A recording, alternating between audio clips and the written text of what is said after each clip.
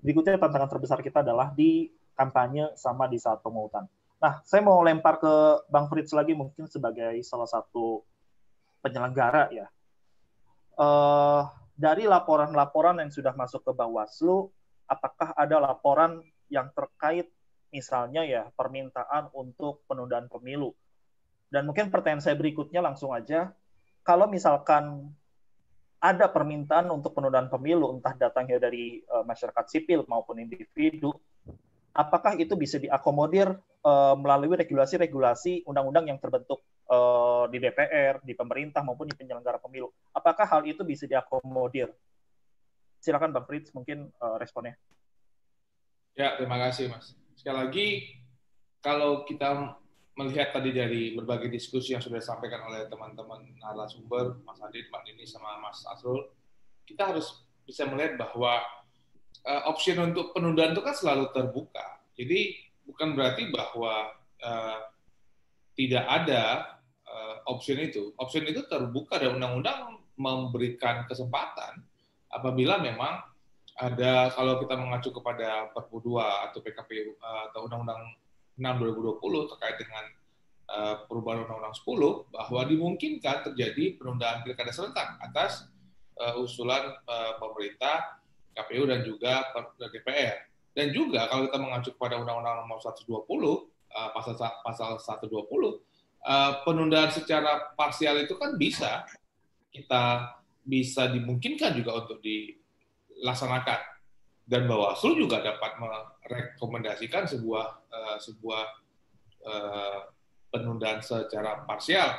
Misalnya dengan kita bisa melihat bahwa penyelenggara pemilihan baik KPU Bawaslu jumlah yang positif meningkat, kemudian respon daripada pemerintah yang lamban dalam pemberian protokol pembelian fasilitas kesehatan, kemudian tingkat compliance paslon yang rendah, itu kita usulan rekomendasi itu selalu mungkin saja untuk diberikan. Jadi ini kan bagian daripada tugas kita bersama untuk bisa melaksanakan proses pilkada. Jadi Bawaslu juga mendengar apa yang sudah disampaikan oleh Bapak Ibu dari berbagai kelompok masyarakat terkait juga dengan usulan yang terjadi. Inilah bagian daripada kita proses yang sedang kita laksanakan bersama, dan itu kan juga dibahas di dalam rapat Komisi 2 di tanggal 21 September 2020. Artinya adalah bahwa kita tidak menutup telinga terkait dengan berbagai diskusi yang sedang terjadi. Itu menjadi konsiderasi kita. Tetapi kan dari berbagai pihak akhirnya kita sepakati bersama lagi untuk tetap melanjutkan. Begitu, Mas. Semisal ya, tadi mungkin udah diwacanakan juga sama Mas Fritz. Misal penundaan secara parsial, pembagiannya berdasarkan zonasi. Oke, zonasi hijau kita lanjutkan, zonasi oranye, merah kita tunda sampai waktu dinyatakan tetap oleh Satgas. Apakah pemilu parsial ini jadi kebijakan yang efektif, mengingat kalau kita bicara kualitas kesehatan kita, kualitas testing khususnya, itu tidak mengakomodir di daerah-daerah di luar Jakarta atau di luar Pulau Jawa khususnya. Apakah ini jadi barang yang efektif untuk menghindari kita resiko-resiko kesehatan? Mas Diki, sepertinya pertanyaan Mas sudah Mas jawab sendiri nih tadi. Iya kan, ini kan dia punya pertanyaannya ya, kalau kita mau tunda, apakah ini tundanya efektif atau tidak? Karena kita harus bisa melihat bahwa ini kan semua kesamaan protokol di seluruh daerah, bahwa PKPU dan juga Pilkada kan tidak mengenal daerah hijau, daerah kuning, daerah merah sekali. Semua kan kita menerapkan protokol kesehatan. Mungkin di Jakarta PSBB, anak-anak tidak sekolah. Tapi kalau Mas Diki bisa pergi ke berbagai kabupaten kota, anak-anak sudah pada pergi sekolah. Mereka sudah melanjutkan sekolahnya kembali seperti sedia kala dengan menerapkan protokol kesehatan. Maksudnya adalah bahwa kita nggak bisa mengatakan bahwa daerah merah akan seperti ini, daerah hijau seperti ini. karena kita melibatkan hampir setidaknya darinya Bawaslu ya, ada 100.000 dari penyelenggara, setidaknya dari Bawaslu yang akan bekerja. Belum lagi darinya KPPS dan juga dari KPU. Dan semua itu kan juga melaksanakan tugasnya. Kita belum berbicara mengenai petugas kesehatan yang akan bekerja, kepolisian, tentara, satgas, Pemda, Satpol PP yang juga akan selalu bekerja dalam proses pelaksanaan pilkada. Artinya adalah satu, komitmen untuk menyelenggarakan pilkada dalam menerapkan protokol kesehatan itu harus kita laksanakan. Dan kedua, kesadaran bahwa proses penindakan terkait dengan pelanggaran tersebut harus kita terima. Jadi karena kita sepakat kalau nanti misalnya ada paslon yang dipidana, ada peserta kampanye yang dipidana karena melanggar protokol kesehatan, nanti dia punya diskusinya, ini pilkada kok membawa banyak orang masuk penjara loh. Kan jadi berbeda lagi dia punya diskusinya. Kok gara-gara pilkada orang masuk penjara? Kan jadi sana kan dianggap pilkada itu tidak mendukung proses demokrasi. Artinya adalah kita sepakat untuk melanjutkan pilkada, tapi juga harus kita respect kepada hal-hal yang masih mungkin muncul. Misalnya contoh, setiap orang yang, karena kita masih punya PR, nanti saya kira nanti Mas Adi dan juga Mbak Apan ini pasti punya pendapat lain. PKPU nomor 6 tahun 2020 mengatakan setiap orang yang datang ke TPS harus pakai masker. Bagaimana dengan orang yang tidak punya masker? Bolehkah dia masuk ke TPS? Kalau mengacu kepada PKPU 6 tahun 2020, mereka tidak boleh masuk ke TPS. Tapi apakah Mas Diki sepakat orang yang punya hak pilih, yang hak pilihnya tidak dihilangkan, yang sehat-sehat saja, dia nggak boleh masuk ke TPS karena dia tidak punya masker. Artinya adalah pada saat kita melaksanakan pilkada, ada konsekuensi logis yang harus muncul. Contoh, nanti kalau kita mengacu kepada PKPU yang sekarang akan diundangkan, besok pengundian. Yang datang ke kantor KPU hanya si paslon, tidak boleh partai politik. Teman-teman partai politik pasti marah. Loh, paslon kan datang menjadi paslon karena didukung oleh partai politik. Tapi kan kita sepakat tidak ada kerumunan massa. Atau misalnya gini, tidak ada rapat terbatas, tidak ada rapat umum, semuanya daring. Kemudian semua berkata, kalau gitu apa gunanya demokrasi kalau kita nggak bisa saling bertemu? Jadi setiap pilihan apapun pilihan yang akan kita buat punya konsekuensinya. Kita berbicara soal kampanye secara daring. Apakah semua sepakat kampanye 100% daring?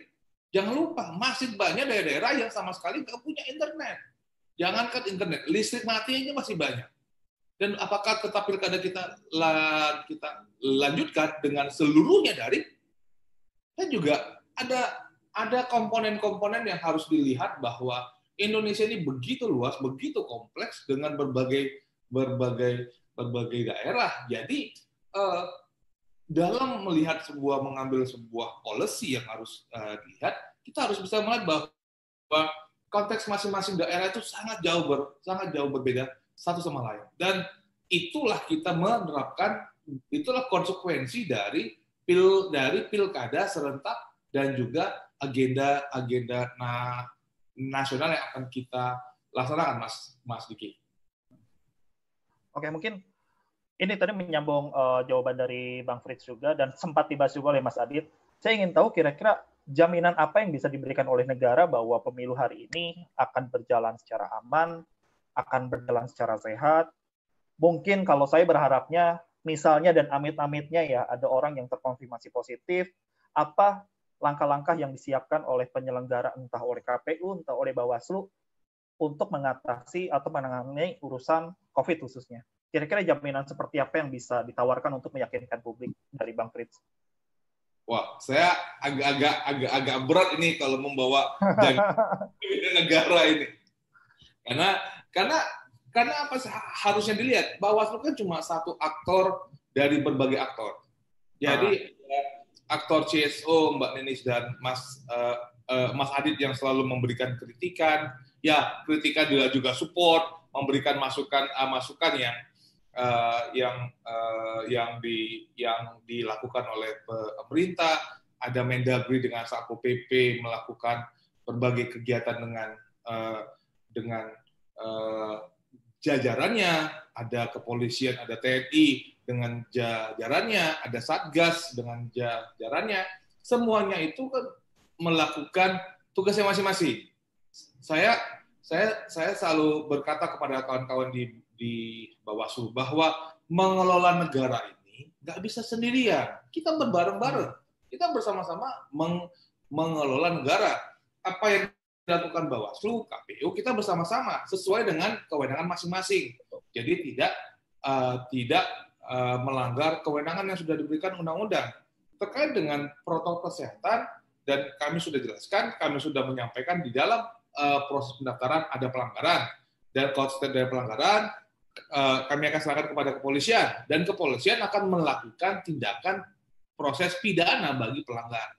Bagi juga untuk teman-teman di Pemda, dia melakukan bimbingan seperti Bawaslu juga sudah melakukan pertemuan dengan partai politik di tingkat lokal. Kami sudah bertemu dengan partai politik di tingkat lokal untuk mengingatkan para kadernya pada proses yang akan selanjutnya. Jadi berbagai kegiatan yang sudah dilakukan, baik berbagai kementerian, baik tingkat pusat ataupun tingkat provinsi dan kabupaten, di dalam melakukan kegiatan-kegiatan sehingga tadi kerumunan massa itu tidak terjadi. Proses demokrasi juga harus kita lakukan. Dukungan kepada KPU dan Bawaslu juga ada. Jadi kita bersama-sama gitu. Maksudnya ada suatu pekerjaan besar bahwa harus dilihat bahwa pilkada ini kan agenda nasional. Jadi jangan bebankan itu hanya menjadi beban KPU Bawaslu saja, juga tidak bisa mengatakan begitu. Ini beban kita semua gitu. Sehingga mari kita selalu memberikan masukan dan juga kritikan terhadap setiap proses sehingga hari makin hari proses perbaikan kita itu bisa lebih baik. Kalau saya melihat bahwa inilah bagian dari democratic resilience lah, ketahanan demokrasi, semangat demokrasi yang kita punya, tetap untuk melanjutkan proses demokrasi dengan berbagai persoalan yang sekarang sedang kita laksanakan. Kita tetap maju dengan melakukan berbagai modifikasi yang tentu saja menguras tenaga, waktu dan pikiran, tapi itu bagian daripada konsekuensi konstitusional yang telah kita pilih. Oke. Mungkin saya mau lempar ke Mbak Nisa, dan saya sepakat sama Bang Fritz bahwa pemilu ini, proyek pemilu adalah kerja tim. Saya berharap mudah-mudahan semua peraturan bisa ditegakkan, yang dilanggar juga diberikan teguran atau sanksi yang sesuai. Nah, Mbak Nisa atau Mas Adit, saya ingin tanggapan teman-teman bagaimana dengan alternatif dari penundaan secara parsial. Mungkin dari Mbak Nisa dulu, apakah ini akan berjalan efektif, misal bisa diterapkan atau bisa diajukan? Penundaan parsial memang dimungkinkan ya, Mas. Sebetulnya penundaan keseluruhan juga masih dimungkinkan kan, dalam Perpu 2 2020 kan juga masih dimungkinkan.